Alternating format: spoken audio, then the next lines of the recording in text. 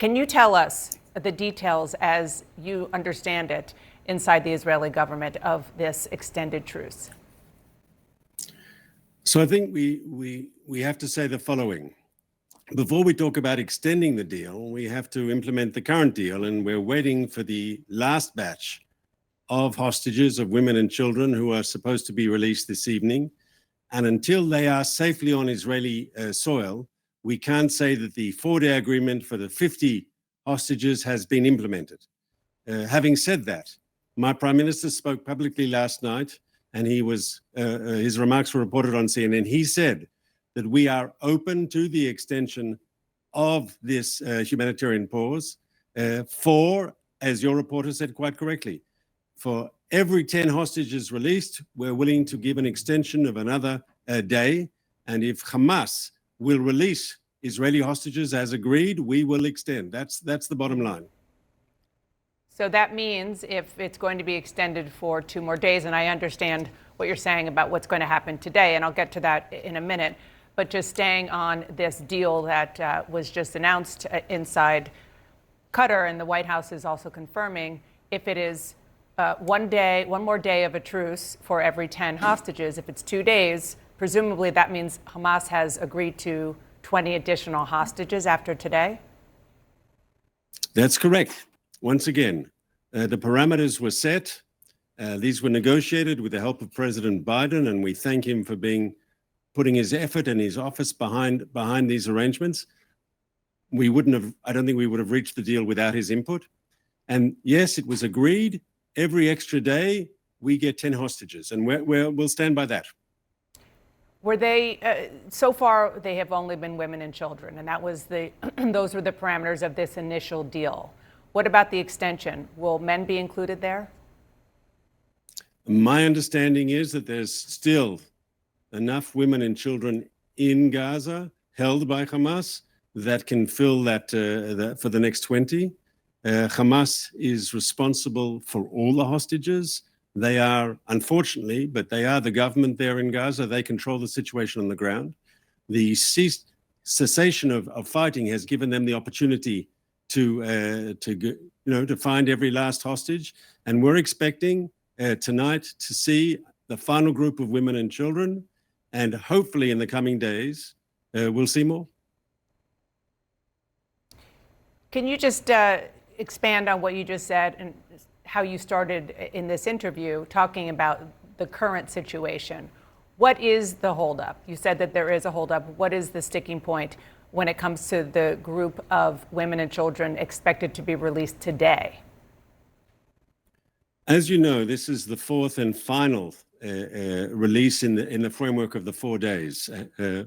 But as you know, I think it was only last night that they actually got out on time. On the first day and the second day, there were delays, there were last-minute crises, there were all sorts of problems. And the truth is, we have to remember who we're dealing with. We're dealing with a ruthless, fanatical terrorist organization, Hamas. And it's always like pulling teeth. I mean, it's difficult. It's never easy. And that's why I urge, let's wait to see what happens tonight, that we see our people, the released hostages, safely on Israeli soil. I mean, last night, we had 13 Israeli women and children released. The youngest was that 4-year-old American Israeli, Abigail Idan, right? She was kidnapped when she was 3. So you have to ask, what sort of people kidnap 3-year-olds, right? And I think that tells you everything you need to know about Hamas and explains why it's so difficult. These people are ruthless, and if they think there's an advantage in them for perpetuating the suffering of these innocent civilians and their families in Israel, they will do so if they think it's in their interest. Well, she was 3, and her parents were also, according to President Biden, murdered brutally right in front of her on October 7th. Yeah. So I completely take your point. Having said that, they are the organization that you have to deal with because they are the ones who have these women and children. So given that reality, that unfortunate reality that you are dealing with, what is the status, as far as you know, of those who are supposed to come out today? So once again, we have received some good signals, but until they are on Israeli soil, it's not done. We can't celebrate. And it's the same for the families who've been waiting for these people for over 50 days now. Once again, once they are on Israeli soil, we can say it has been done. But we've got to be cautious. With Hamas, you've got to be cautious. You need nerves of steel when you're dealing with these sort of people. Mark, I want to ask about one of the sticking points over the weekend, which was that there was a child released without her mother, the Rotem family. Hila was released and her mother was not, Raya. What is your understanding at this point of why that is, particularly now since you have been able to, officials in your government have been able to speak with the daughter about the last time she saw her mother? Can you give any more information about that? I can only say the following, Dana. To release a young child without a parent, that is the most inhumane thing, to release a daughter and for the mother to stay in captivity. Once again, that is another manifestation of what we're dealing with. These people are heartless. These people are depraved. These people lack any sense of common decency, and that is our enemy.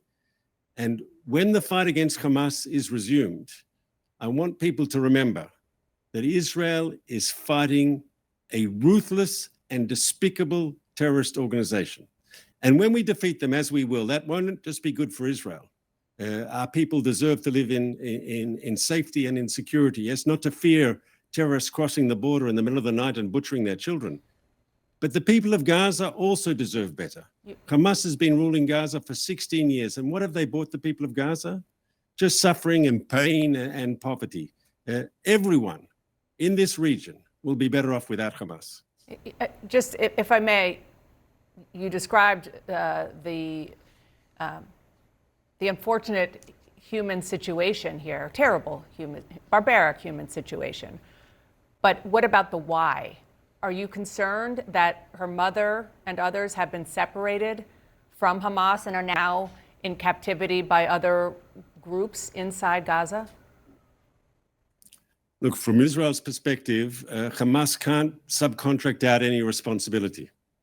They are responsible.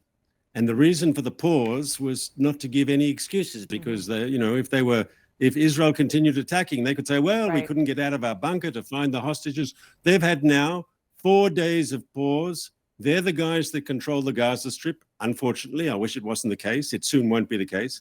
But at the moment, they're in charge, and they are responsible for all the hostages. Mark Regev, thank you for your time. Appreciate it. Thanks for having me. And Wolf, I want to bring you back in now. Your reaction, knowing not only Mark Regev, but knowing the situation as well as you do to the news there. I mean, I will say, obviously, he confirmed this deal, but at the end, he talked about when the military operation resumes, not if, when. Well, the Israeli Defense Ministry, the IDF, the Israeli political leadership, the war cabinet, they are all basically on the same page, saying that after they obviously want to get all the Israeli hostages, all the hostages out of Gaza, back to Israel. That's obviously a top priority, if not the top priority. But they're also saying that even after that, they're going to continue their struggle against Hamas. They don't want Hamas to be in charge of Gaza because they fear that what happened on October 7th could happen again. So they're going to continue to go after Hamas and resume their military activity, whether airstrikes or ground assault.